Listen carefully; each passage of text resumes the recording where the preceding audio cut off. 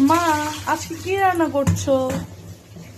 আজকে রান্না করব রুই মাছ দিয়ে আলু আর সিম ফুলকপি রসা রান্না করব। এই যে রুই মাছটা ভালো করে ধুয়ে নিলাম, ভালো করে লবণ দিয়ে, আর সাথে চিংড়ি মাছ দিয়ে লতি দিয়ে রান্না করব। ওয়াও, অনেক মজার তরকারি। আর একটা রেসিপি আছে, কি? খাসির মাংস।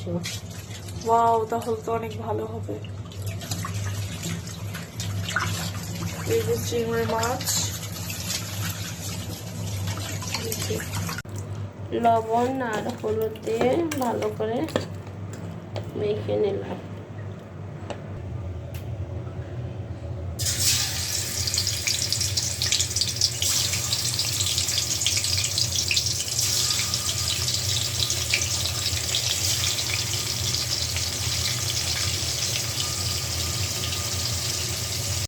মাছ ভাজা হয়ে গেছে, কষতে নিলাম।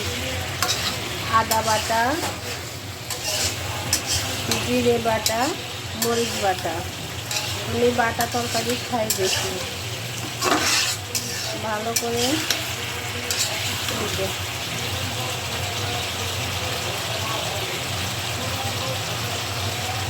আমার সব তরকারির সাথে রসুন দিলে আমার ভালো লাগে না।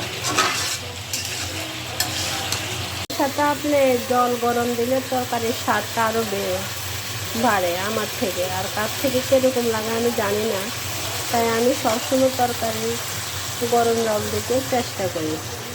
ভালো করে গরম জলটা দিয়ে দিলাম।